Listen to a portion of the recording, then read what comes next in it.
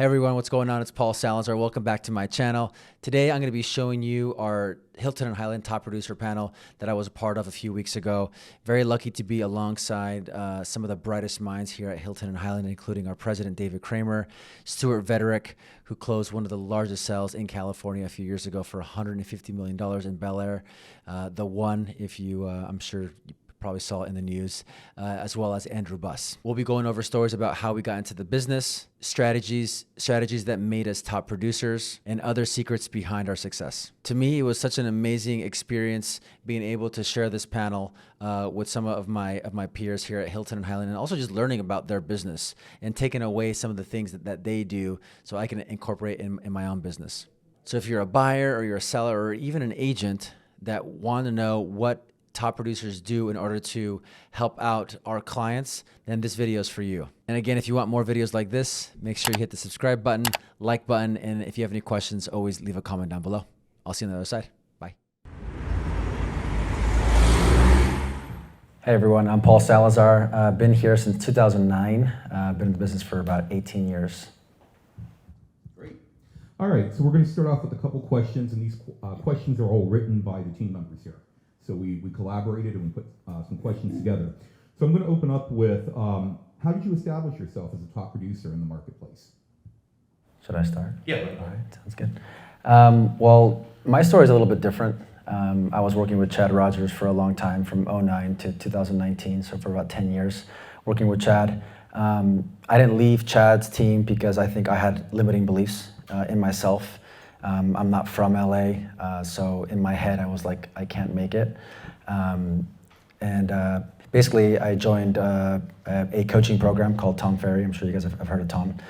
And thanks to Gary Gold, I had Gary Gold's coach, Mary Jett, and basically a few months after I started coaching with Mary Jett, I left Chad and started my own thing. Hired my first assistant a few months later, and I basically established myself from just prospecting. I'm not big on networking, so I don't go out at nighttime and like network. That's not my thing. So what I do is I cold call, expireds, cancel. I door knock. I circle prospect. I hold open houses. So I'm kind of old school in that way. So I track my conversations. I track my appointment set. I'm sure you guys see us in the mornings over there. But that's how I have gained, I guess, a lot of my clients is just through prospecting. Okay, let's move on. So what are your top lead generation strategies? Paul? Yeah, I think kind of like Andrew, a lot of door knocking, probably around 4 to 5 hours a week right now of door knocking. We do about 3 hours of calls per day in the morning from 9 to 12. So we use Vulcan 7. I'm not sure if you guys have heard of Vulcan 7. So every single morning for an hour I call expireds. So we do expired calls and cancels for sale by owners as well. We do circle dial, so those are any homeowner in a certain area. So if we have a buyer looking for a certain type of property, we'll pull a list from title and we'll pull it up into Vulcan 7, and Vulcan 7 will spit out, all their phone numbers, and I'll just call those people and, just have a conversation. Open houses as well. We are living out of our database. So we have a CRM called Sierra Interactive, and we're on there every single day. Like Andrew said, we're religious about follow-up. That's super, super important. So we have the follow-up down to a science now. I mean, we're always like tweaking it, but for us, it's how many convos are we having per day? Right? We're trying to have 15 to 20 conversations per day, and that could be new leads or follow-ups.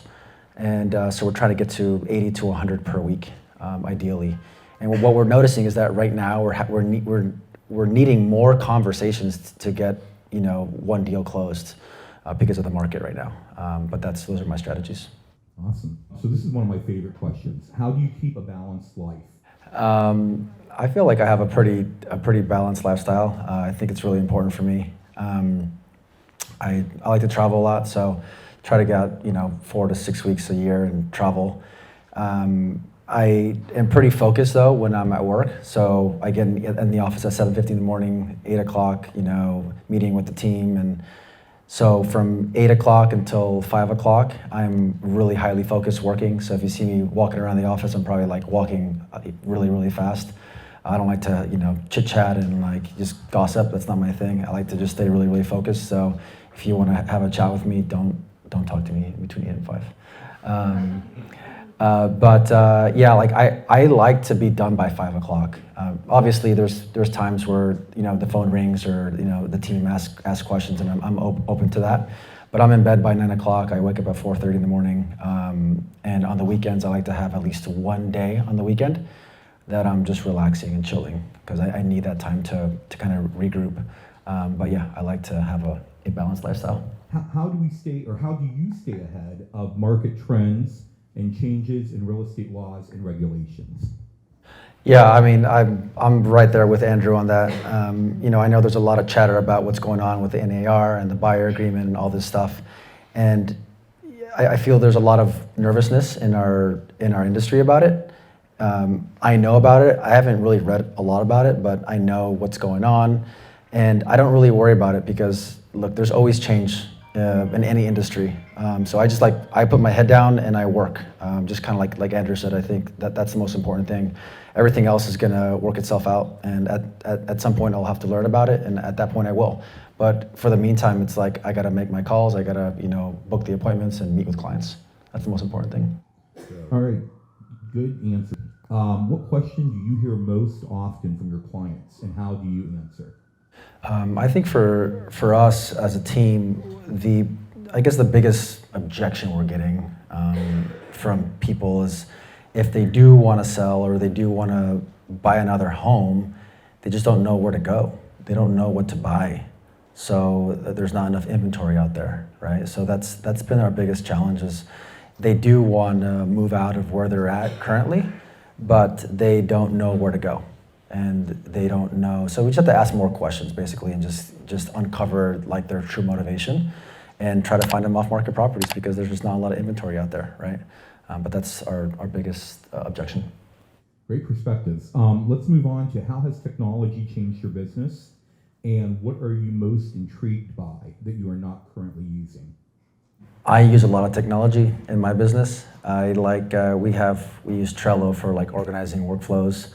So, because we have a team, I want to make sure that if say like right now, like Mario and Christian are repping a buyer in Venice, I want to make sure that they're using the same checklist that I use when I work with a buyer. So being very, very, we're just very detailed in like everything we do. So if there's anything that will like pop up, we always add it to the workflow so that the team gets it as well. We want to make sure that when we are working with either a buyer or a seller, they're getting the same experience, either working with me or working with Kyle or anybody else on the team. I use YouTube and I'm big on social media. I don't know if it's translated to a lot of business, to be honest, because it really hasn't. But I think it's building like our brand, so I'm okay with that. But we use a lot of technology. I'd like to see how AI will work in our business.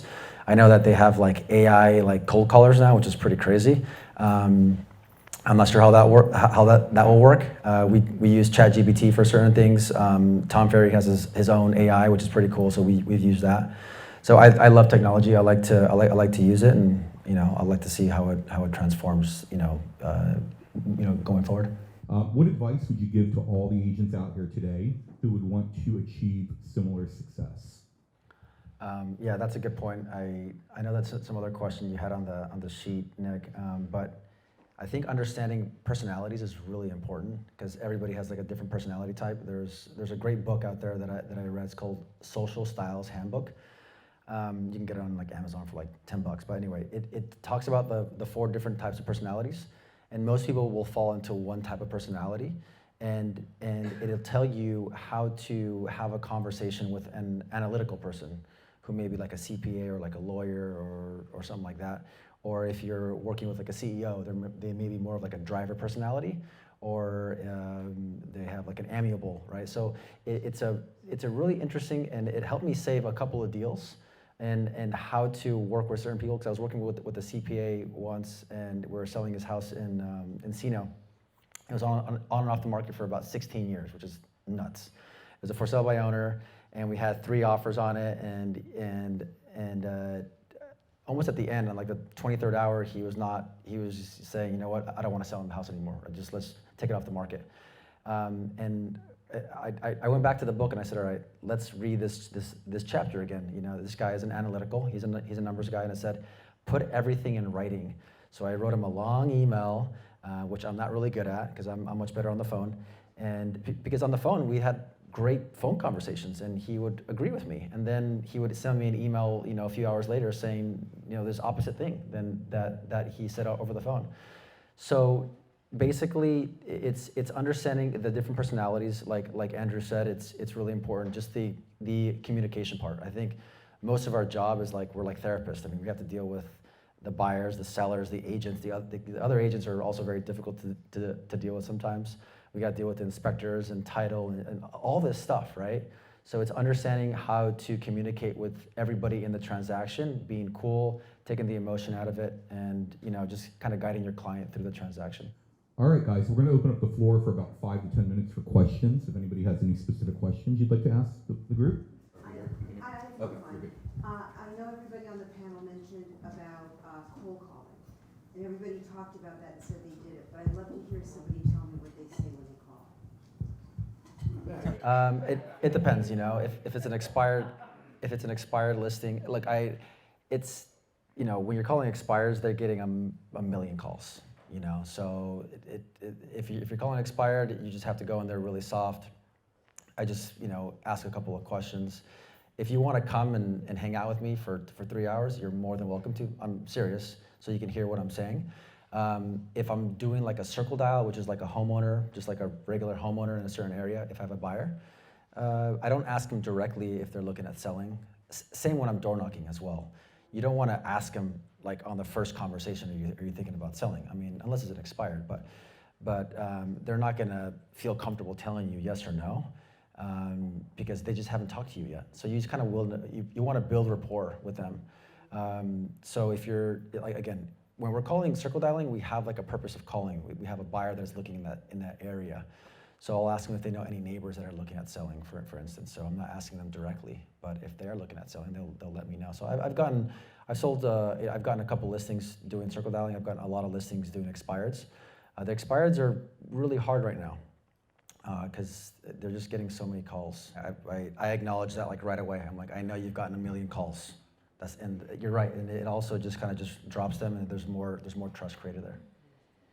So guys, let's give these gentlemen a big applause. They're busy and they took the time out to be here today. So thank you. And thank you everybody. So what'd you think? Hopefully you found the video insightful. I really had a blast hanging out with David, Stuart, and Andrew. If you have any questions, feel free to leave a comment down below. Hit the subscribe button, as that always helps us out. And obviously hit the notification if you want to be notified of new videos. We're going to be launching videos now every Saturday, and I'll see you next time. Bye.